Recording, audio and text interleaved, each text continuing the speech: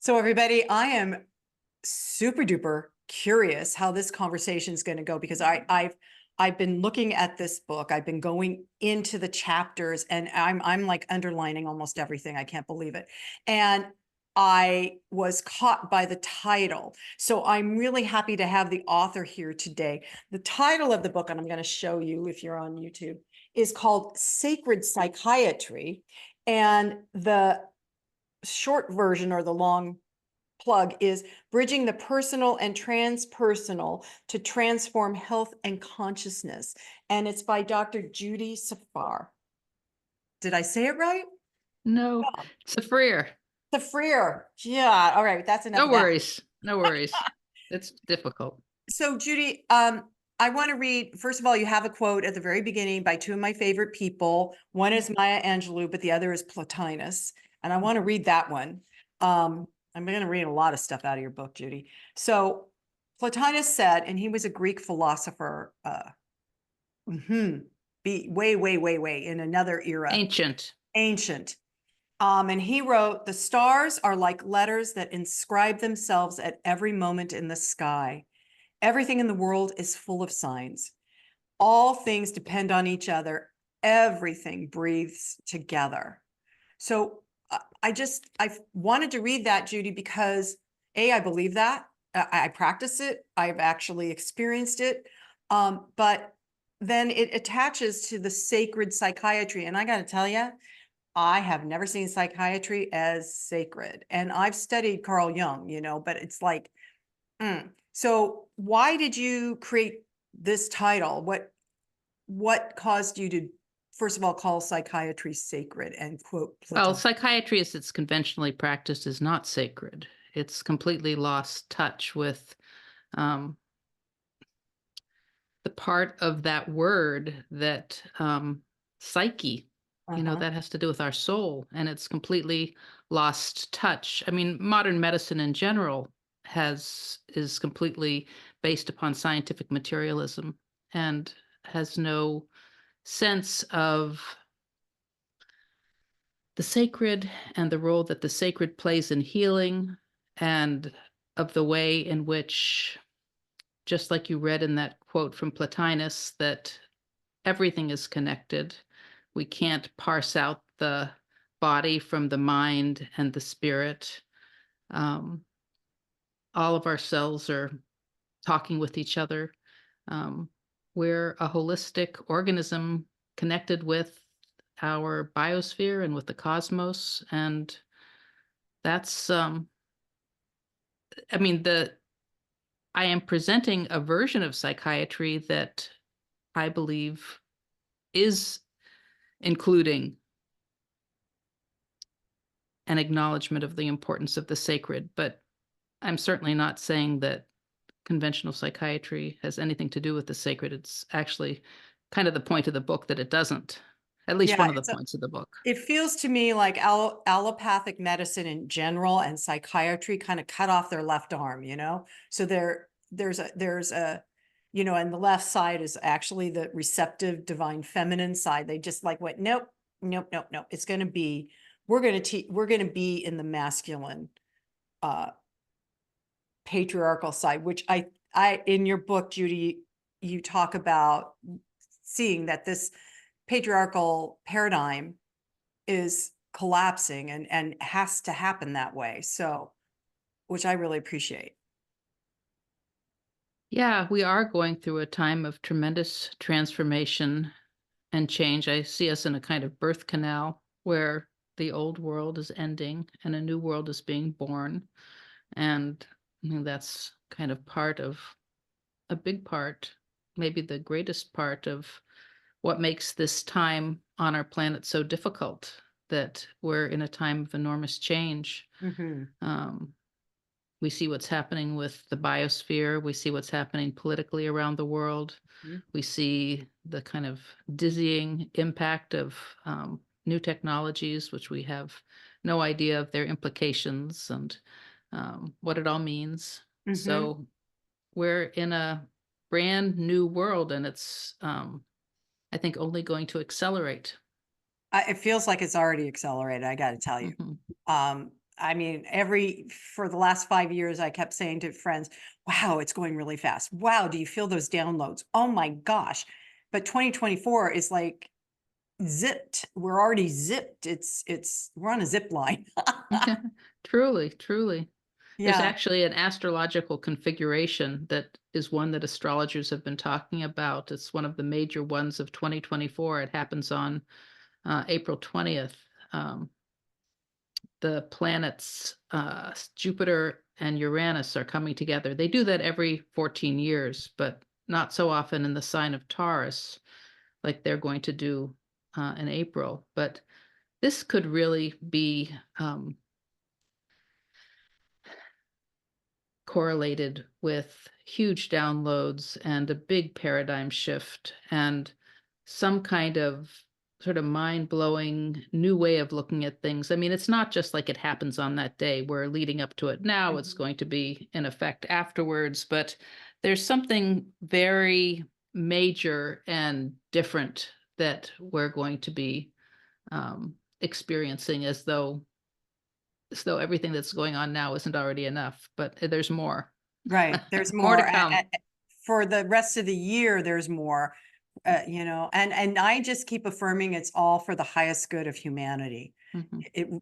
I really, when I have those despair moments, I have to go into my spiritual practice and realign with the source of all being and recognize that it is for the highest good of humanity, because humanity is being called up, like energetically, frequency called up, not down. And there's so many people on the planet that want us to go down that rabbit hole. I want to read this piece of your in your introduction. I mean, I underlined everything, but this is what you say, and I resonate with it, and I agree.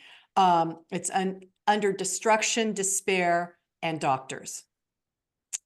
We are living through a time of escalating structural global breakdown related to the fact that the current consciousness of our species is not one that honors, supports, or sustains life on the planet, but rather is intent on destroying it. And we're seeing that now. We have used our tremendous imagination and ingenuity to create weapons capable of annihilating all life on the planet, while our air, water, and earth are being poisoned by corporations who pay off our politicians to support and protect their destructive practices. I'm so grateful that you speak truth, that this is true. I mean, everybody, this is true. This isn't a conspiracy theory, whatever people were mouthing off about at the beginning of COVID. This is really what's happening, and we're witnessing it. We are watching it, whether or not you turn on the news. And then you go on to say later, I love this. Judy, I just love you. I fell in love with you. The COVID-19 pandemic and its continuing consequences are also fueling a rupture with the world as we knew it. Those whose power is threatened are doubling down to enact laws to legitimize and fortify their rule and privilege, to sustain the existing patriarchal order that has brought us to this point of collapse, of catastrophe and collapse. It's true. It's all true. It's happening. Now, in your book, Sacred Psychiatry, you bring hope. You give suggestions. You have lived a lot of this. So how did you get from psychiatry to sacredness to shamanistic practices? How did that transpire, Judy?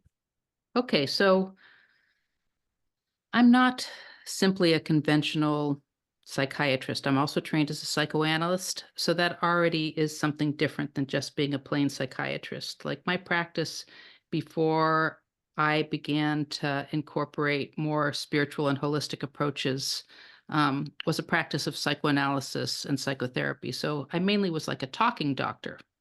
Um, in 2005, when I was 49 years old, my marriage ended and I had 3 little children, and 3 weeks later, my dad died, and then 3 months later, my mom died, Mm. and it was just like this series of losses that, I was just kind of putting one foot in front of the other, and, it prompted me for the first time in my life to consult with a professional astrologer. And astrology was not something that was completely foreign to me. My dad, who was also a psychiatrist and psychoanalyst, was very interested in astrology, but he was in the closet about it. He didn't want anybody to know about his interest because it would have been, death to his reputation. Um, but there were, astrological magazines around the house, and he would talk about astrology a lot. Um, so after he died, and after my mom died, and I was, in such a state of loss and distress, I decided to consult an astrologer. And I had such a remarkable meeting with her and such a remarkable conversation that I was very impressed and went back to see her numerous times to look at the charts of my children and other important people in my life. And eventually, after maybe a year and a half or 2 years, I decided that I wanted to become an astrologer as well. So I joined an apprenticeship program with a famous astrologer named Stephen Forrest, which I did for a few years. And then I apprenticed myself to another well-known astrologer, Maurice Fernandez. And that was kind of like the gateway for me. Like Mhm. that study of astrology opened me up in a certain kind of way and led to the study of shamanism. It also, Reiki. Uh, I also began to investigate and incorporate various modalities that are in the field of functional medicine so that I was, learning to treat the gut brain axis and um, eventually learned about treating environmentally created illness, particularly mold toxicity. So I just kept kind of organically adding skills. Mhm. Um, and my practice continued to morph. And so today I draw upon many different modalities when I work with someone, including, you know, a conventional kind of psychoanalytic understanding of their psychology, Mhm. um, but augmented with a spiritual understanding of them and an astrological understanding of them and a physical understanding of, I mean, there's many conditions I treat in my practice that are related to complex chronic medical illness where conventional medicine doesn't have effective treatments to offer because they're not recognizing what they're seeing. And so if you don't recognize it, you can't treat it. And I have learned from my mentor, Dr. Neil Nathan, about how to treat a lot of different physical conditions that present psychiatrically, like they present with anxiety and depression and insomnia and cognitive dysfunction. And if you don't recognize what you're seeing, I mean, when they see another psychiatrist, they're simply prescribed an antidepressant or Yep. anti-anxiety medicine. Yep. That happened to my mom at one point, and then she at one point she was taking 3 different antidepressants because no doctor talked to each other. And she was talk about toxic. Her body was like, but she said from her late 30s, early 40s, when she started on an antidepressant, she said, I just don't feel things. I can't feel Well, it depths. it's sort of people become sort of wrapped in cotton. Hmm. Like there's some kind of way that the intensity of their experience is blunted. And very often when they go off of the medicine, like all of a sudden they're sort of overwhelmed with feeling. They'll hear something sad on the radio and they're just tears are gushing down their cheeks. They're just very like feeling things a lot. Yeah. And I, because of my family of origin, right, I taught myself to suppress some of those emotions that I felt were uncomfortable, like anger or grief. And the more my spiritual practice unfolded and developed, the more I recognized that those emotions I had been suppressing, not with medication, but had just been suppressing as a protection, were actually needed to be expressed so that I could actually find my true being, you know, my true soul mission, my connection to source, my ability to deal in other dimensions, that actually I think we're all getting opened up to. So Judy, then, God, I have like 500 questions for you. In the practice of astrology with your clients, so I imagine that the psychiatry and psychoanalytic training gives you an overview template, and then Absolutely. It gives me a lens, gives me a way of understanding what people are communicating to me when they talk about, you know, what they're feeling and what they're doing. I have like some kind of insight that is due to that training.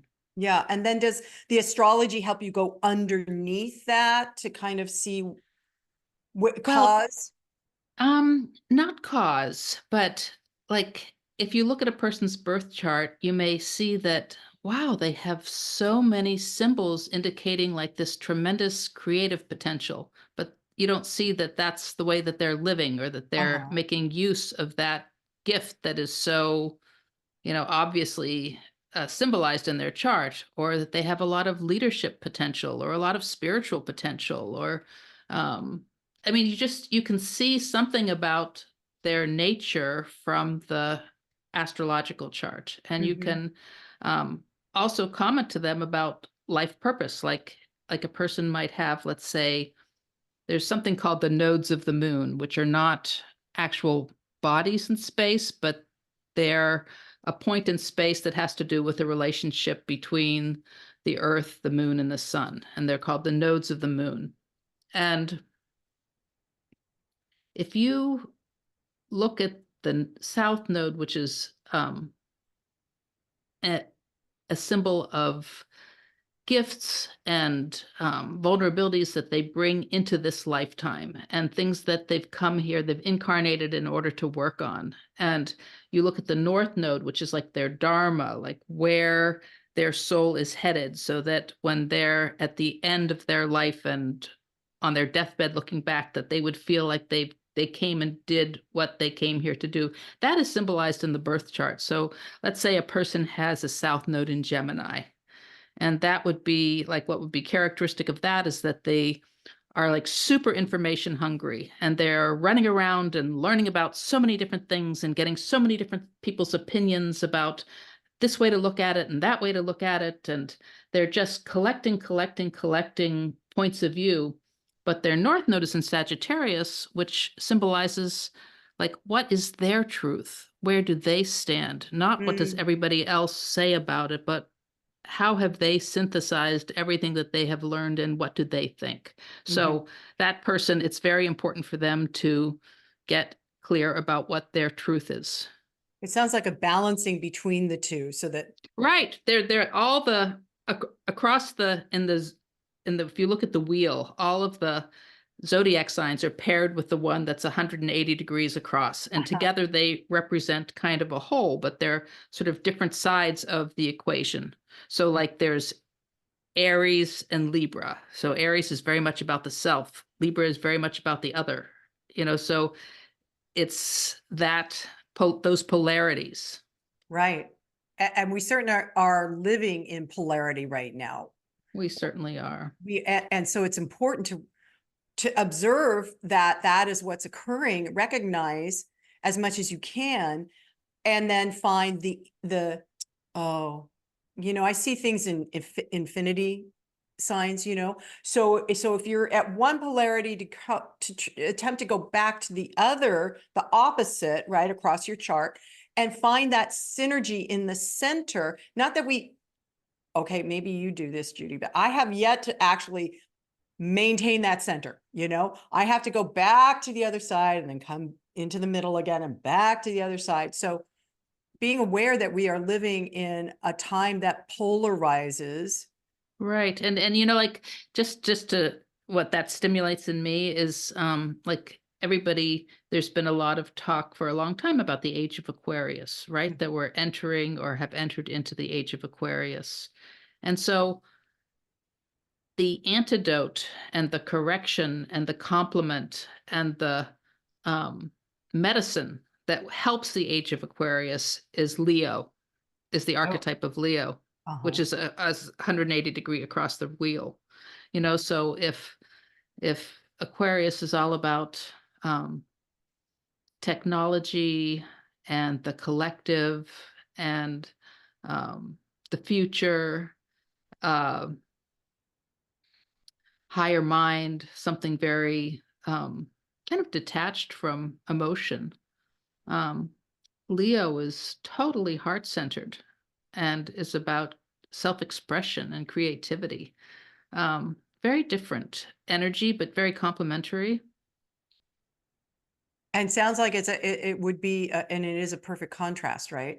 Mhm. To, to recognize for individuals, okay, where is, like you said earlier, in the Sagittarius node, where is my truth? And then how do I live that from a place of complementary activity and collective consciousness, because we are really being called into the collective consciousness, not the individual top down. I'm at the top of the corporation, and everybody else is at the bottom, but in collective, which is why I like circles. Mhm, Because if we can mhm. all get into the awareness that we are all one and we are in this together, and it's not about me versus you or us versus them. Mhm, All that's being done away with right now. mhm. Yeah. So finding that complement with Right, us. and just to go back to the Sagittarius, like, so we were talking about the North Node in Sagittarius is finding your truth. Well, let's say their South Node is in Sagittarius. They know their truth. They are so, like, convinced of their truth. They need to open their mind. Oh, Like that, they need to do the Gemini thing. They need to listen to everybody else a little bit. oh, I know a couple people like that. I'm not saying that I'm one of them. I'm not saying that I'm one of them, but I know a Uh, couple people like that. So Judy, back to your books, Sacred Psychiatry, you have a chapter called Reclaiming a Multi-Dimensional Way of Being in the World. And I just love that idea of multidimensional, because that's also what we're experiencing right now. It's not, I think, while Galileo was aware that there were multi-dimensions, people started to take all those scientists and distill it down to a thing they could understand, and that, I think that's how we became very like science, medicine became very controlling, because if you got that we are multidimensional, if you understood that, then oh my God, how do I say this without being offensive? But I guess I've already been offensive. But then how do you, as scientists, we saw it during COVID, where was the truth in all that was happening? And was the truth individual per person, or was the truth part of the collective, or was the truth part of what one company, one science, one wanted us to believe? well, like that title of that chapter, Reclaiming a Multidimensional Sense of Yourself, or a multidimensional way of being in the world. Like, I like that word reclaiming because it points to the fact that it's something that we had, that we lost, that we need to return to. And like you're talking about science and like the way that conventional medicine, psychiatry, science is practiced is that the only thing that has reality is what we can weigh and measure, and that's kind of materially concrete. Mhm. Whereas there is a lot of reality that we experience that is not measurable that way. And when we just stick with what is measurable and our physical body that is, born and ages and dies, and is very separate from everything else, that creates a lot of loneliness and a lot of fear and a lot of distortion about our true nature. And it enables like the treatment of the planet in the kind of extractive way, as though it's a dead, inert um, Yeah. resource to be exploited.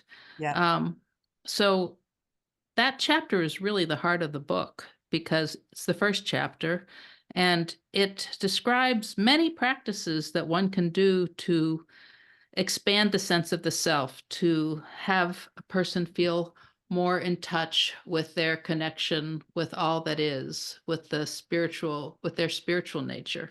And so that's it, it really it's a list of a lot of different practices that one can do in order to feel more expanded and uplifted and connected and in communion with all that is. It's a huge, just that one chapter, Judy, is just a huge resource, especially for people that haven't necessarily investigated their spiritual practice. You give them so many different points of how to start, and you can pick any one of them.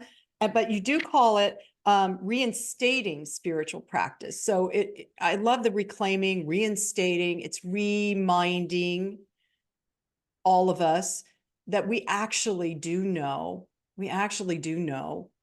our connection to what I call source energy, or the one, or the all. We Right. do. Well, so many patients come to me and they were raised in a Catholic home or in a Jewish home, but the, religious practices of their childhood didn't resonate, felt very alienating, and they don't really have any particular desire to be involved with them.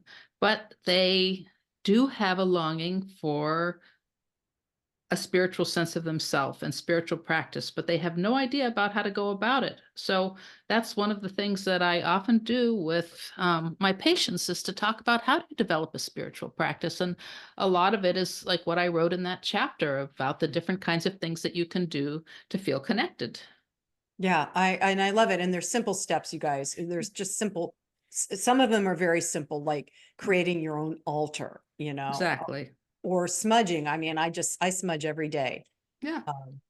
And anyway, so in the idea of reclaiming the multidimensional, then it can drop us into uh uncovering the soul purpose, the reason why we're here at this time, right? Right. And everybody is here for a reason. There's a reason that we incarnated at this point in time on the planet. And the world is really hungry and in need of our unique contribution. Yes. And And so the more that one can feel well enough and resilient enough and uplifted enough to be in a position to give their gift, like the better it is for them and for everybody else. I believe that we are all sparks, divine sparks of light Mhm. and love. And the more we drop into that as in a spiritual practice of whatever sort, the more that radiates out and uplifts without you even having to be in the same city. Totally. It's Right. not local. It's It's not non-local. about space and time. We're all connected in every So, way. so there's also an opportunity in developing a spiritual practice. I'm just listening. Hold on. To heal or communicate with your ancestral lineage. Mhm. And as you become even more aware of the connection, the connect the dots thing. Right, So right. the ancestral lineage, at least in my experience, Judy, and I want to hear what you have to say because I know you got a profound one. Um, in working with my ancestors, I've also been able to then collapse woundedness that was being passed down generation to generation and you don't, you can't even really find where it began or how or why it's perpetuated. And you can eventually, in working with your lineage, love and appreciate and accept those people that came before, and then also free them from that old wounding.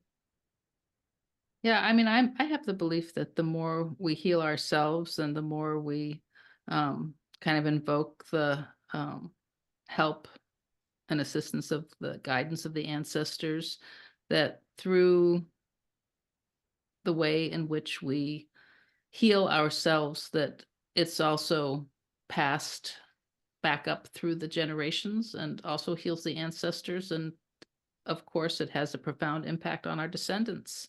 Yeah, totally does. It actually creates for at least what I'm observing in my life with my son, it's created a huge permission, which I never really had in a honest, integral way, permission to really be exactly who he is. Oh, that's so lovely. And all the way down, I saw it all, the seven generation thing. Um, yeah. So, Well, I think and, that's the biggest gift you can give your children, is to support them in being who they are mhm, and mhm, not try to get them to be who you want them to be or who you think they should be, but to really try and tune into who they are and help them develop that. yeah. So in your book, you also have a chapter on weaning from medication. So give us a couple of ways that you do that for Well, people. many people come to see me for that reason. Like they've been on anti-anxiety medicines like benzodiazepines for years and they want to get Mhm. off of them. And when they try to get off of them, they have pretty horrendous withdrawal syndromes, or they've gone to a detox facility where it's been done in this very rapid, kind of brutal fashion. And they actually have PTSD from the experience. And same with the antidepressants. There's some people who have a horrendous time getting off of them, and they have all kinds of terrible physical withdrawal syndromes when they try to get off. And often when they see a conventional psychiatrist, the psychiatrist's response will be, you see, you are depressed, having a lower dose, your depression is coming back, you need to be on the medicine. But it's not about that. It's about a withdrawal syndrome. Yeah. So they're not being withdrawn in a skillful manner. And so, like, if somebody comes to see me and they want to wean from psychiatric medicines, I do this with everybody. I assess their level of motivation, because when you see a holistic practitioner, there's going to be a lot that's going to be asked of you to participate. It's like a co-creative endeavor. It's not like me giving you a pill and see you in 3 months. It's like, I want you to change your diet. I want you to do mind, body, spirit practices that are going to reset your autonomic nervous system and create a feeling of calm in your body. So, like, I ask people to do these practices for a couple of months before I begin to think about tapering them from medicine. And Awesome. other lifestyle things that are very obvious but are totally important, like sleep, circadian rhythms, getting morning sunlight, avoiding toxins. Uh, but once they've kind of like, and sometimes somebody comes to see me and they've tried to drop down themselves on their dose and they're just overwhelmed with anxiety. I'll have them go back up to where they were when they felt comfortable. Like, I want the person to be comfortable before we start withdrawing the medicine. And then I'll do it at like 10% a month and not faster than that, sometimes slower, sometimes 5%. Sometimes we won't drop down at all because they're having some symptoms. And so it's done in a very personalized and very cautious, slow, incremental way. And it's very successful, but it's a marathon. It's not a sprint. Right. And what I was hearing you say also, Judy, is because you do the preparation, is that you are giving them tools and a new foundation to begin to live their life from. And so it also sounds like it is supporting an individual in becoming self-responsible. Right. And it's also like, I'm not taking over prescribing for them unless they're going to, be my partner, my collaborative partner. Yeah. And if they can't do those things, then I don't really want to try to get involved when just prescribing to them. Yeah, exactly. I hear you. Um, there are quite a few people. My mother was one of them. My grandparents, if they went to the doctor, what the doctor said ruled. And it never occurred to them that they could take care of themselves, that they eventually could make choices for themselves health-wise. But very often the doctor didn't recommend anything else besides taking pharmaceuticals. Exactly. Exactly. So then there's no new foundation to live your life from. It's just, Right. okay, I'm going to have the same life. I'm just not going to be taking medicine, sorry.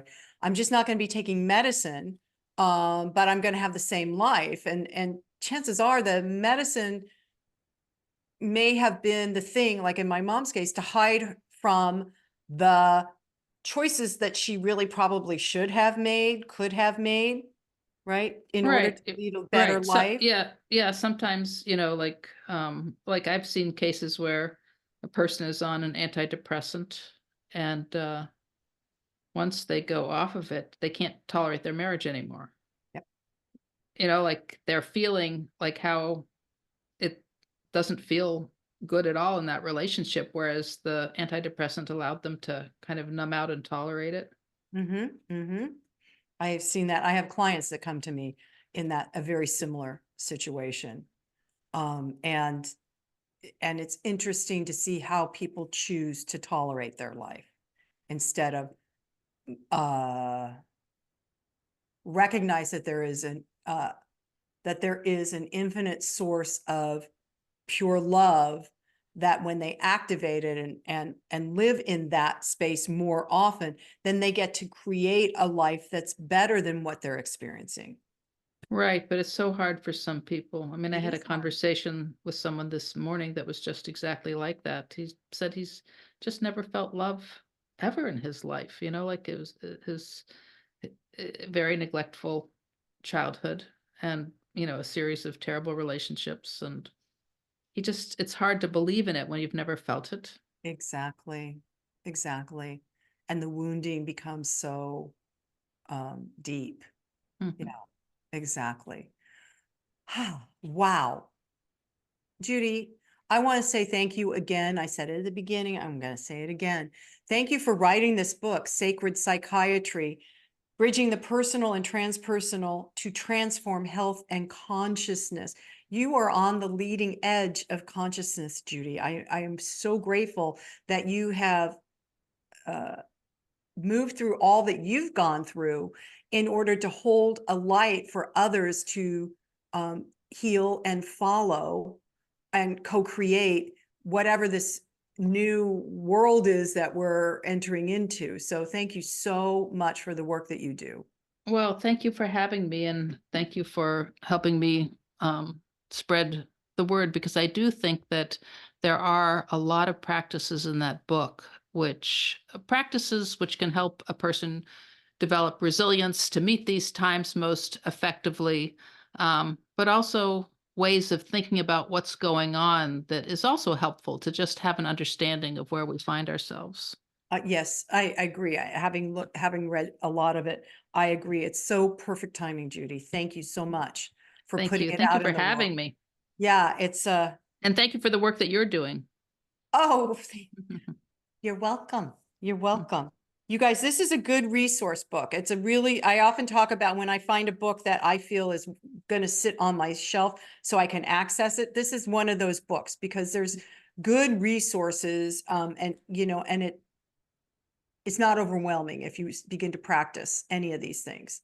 No, You, it's a very slim and accessible volume. It's not, a big, fat, dense book, and it's very readable, I would say. yeah, it's comprehensible, uh, Mhm. without a lot of the psychobabble. Sorry. Mhm. Okay, you guys. So all of Judy's information is going to be in the show notes.